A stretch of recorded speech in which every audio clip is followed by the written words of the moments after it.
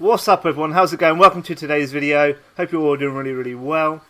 Hope you're all having a great week. Apologies for not uploading the last couple of days. Basically, no trades have been taken. I have been watching the market. I've been looking to trade.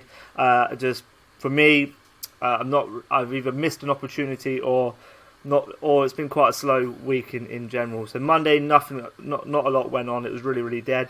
Yesterday, you could have made some money on PHAS, but that was a $16 stock, so I didn't trade it. I missed a move on ATAI yesterday as well, about a 50-cent move. I think that kind of influenced today's trade. And now, of course, I'm doing the update because the video because we took a trade today. Sadly, we're down 27.54. That was on 200 shares, so just under a 14-cent loser. Risk reward wise was okay. It's about a 3 to 1. I was looking to make about 40 to 50 cents profit, but it just went away with me. The trade itself was actually pretty poor. It didn't really. I think I just took a boredom trade because I haven't traded obviously like the last 5 days. Didn't trade much last week, even though I was watching the market. Didn't trade. Haven't traded this week, so I think that kind of come into play. I'll quickly talk about the trade. You see here, we got in at 251 for a short, and we got out at 265. So basically, what it was if you look on the I'll go to this. If you look on the daily chart here, ATS is ATAI.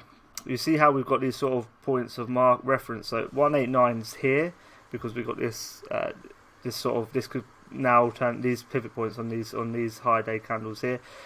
So we mark them off. We mark the next logical place 257, 309, 337. So you see how I've marked them off here, and you just see how these lines perfectly come into play. This is a 5-minute chart now. So you see how this 189 is not perfect, but you see it's kind of hugging it.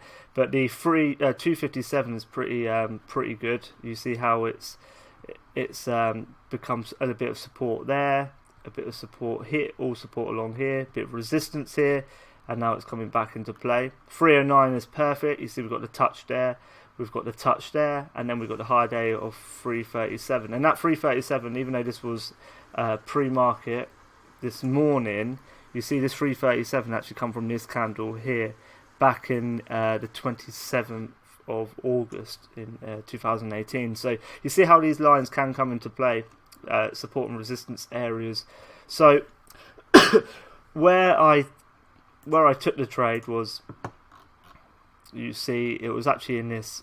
I'm going to use this just to show you, but I'll quickly confirm it again in case you want to see. You see how this area here, around the the 9:53 time. So just around on this candle here. So basically, what it was because this. I actually wanted it to come back up to 309, 337. That's what I wanted out of the gates here. Definitely 309, given the fact that we had them previous daily resistance and areas. So we didn't get that. We got the break here. Well, you see just pre-market, it just dumped. I thought it was over. It curled back around. It broke, got instantly rejected. Where did it come back up to? Come back up to the 257 area, got rejected again. It come back up, and on this candle, you see in here, it's just got this rejection again. So that's where I got in. I got in a tiny bit high, but not the worst. And to be honest, I thought I'd get down to the next logical area, which is around. We've got this little support area here of the 230, so about 20 cents. Not the biggest move that I'm looking for, but I definitely thought we'd then get down back to this 189 area, so the $2 area. So getting in at 250, getting down to the $2 area, and risking that basically this 10 cents I was kind of looking to risk. We're definitely getting that 3 to 1, 4 to 1. So happy with that overall. What actually happened? Once again, I said I don't think it was actually a good trade because we're getting this high low. We're getting the retest of 250, so definitely looking quite bullish. But what we wasn't getting, we was getting these lower highs as well. So we're getting this big sort of wedge coming in here, and then it going either way, probably more to the upside as it did. Then 309 was just the perfect area to short, and really disappointed that I didn't take it actually around this area here. So it was quite difficult because we got the push up. It looks easy now, but we got the push up to 309. it touches 309. I think what's the high? Yeah, 309 exactly. And once again, you see this 309 was a previous daily resistance area. It rejects, which is good. It retests, but this first one happened, so we weren't going to get in on the first one. But the second one it literally touched 309 and instantly was back down to 290. So there's like 20 cents. I just couldn't get in there because I didn't want to get in at 290 and then it go back up to 310, and then I'm risking 20 cents straight away. So I just couldn't get the top. When it curled around here, I definitely could have got in at $3. In hindsight, I should have got in at $3, risking the 9 cents or the 10 cents here, and looking to get back down to the 250s. So we once again, we've got that 50 cent sort of 4-to-1, 5-to-1 risk reward, which was actually really good. And you see, it's exactly what happened. And what it did, it failed to get up there. That would have been our risk, and it came right down to this 257 there. And this is where I would have cut it off here once it dumped, and in and out within 10-15 minutes. Really good.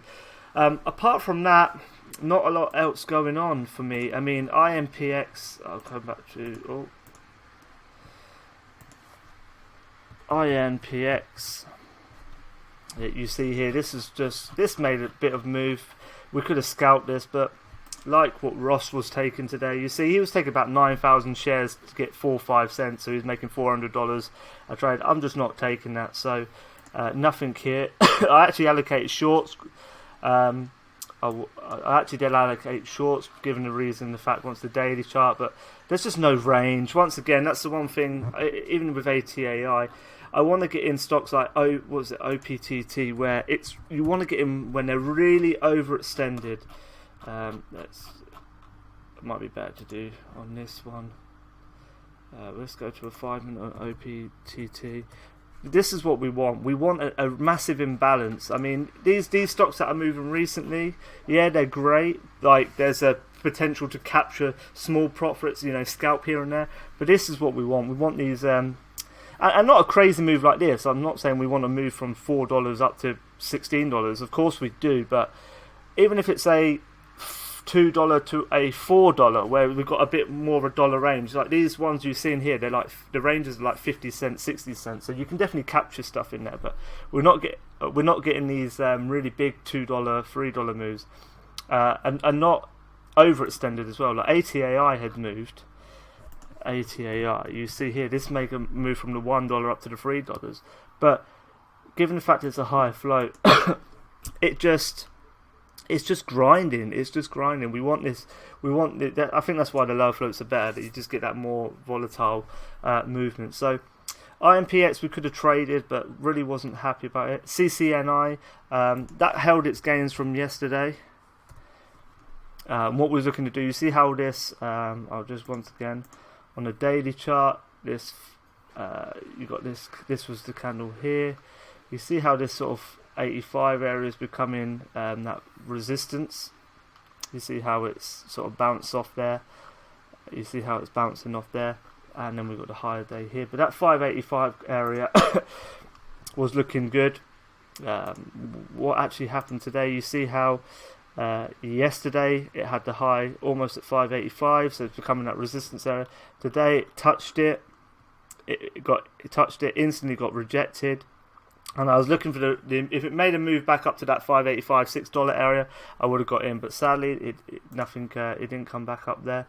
SFET, that was another one that made a nice move. SFET is just known for giving back its gains.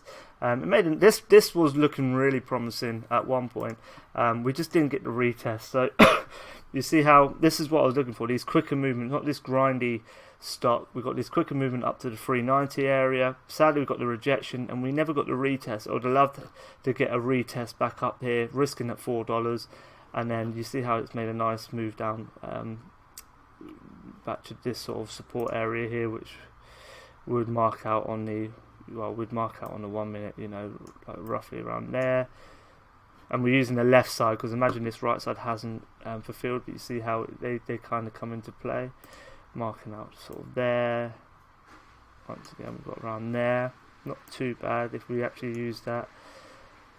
And then, yeah, so on and so forth. But sadly, it never retested, so we just couldn't do nothing. And Yeah, pretty much it. Not a lot, sadly, to recap on. So that is pretty much it. Right now, definitely there is. I think one of my issues right now, well, many issues right now, but I think one of them is the fact that I'm learning to short stock, learning short side strategies. It does. It's like I'm on a learning curve. It kind of does affect your long side. So I am still going to be a long bias trader and a short bias. I'm trying to learn both sides. So definitely room to scalp up on these moves. But I think because right now I'm focusing more on short selling strategy, that I'm missing these shorter moves. IMPX actually I did. I'll go this way. IMPX I actually did see a nice little washout, but I just got too late. I was watching another stock, planning mode. Where was it? Yeah, it was up here.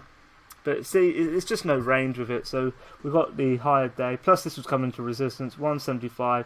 Down to the 150 area.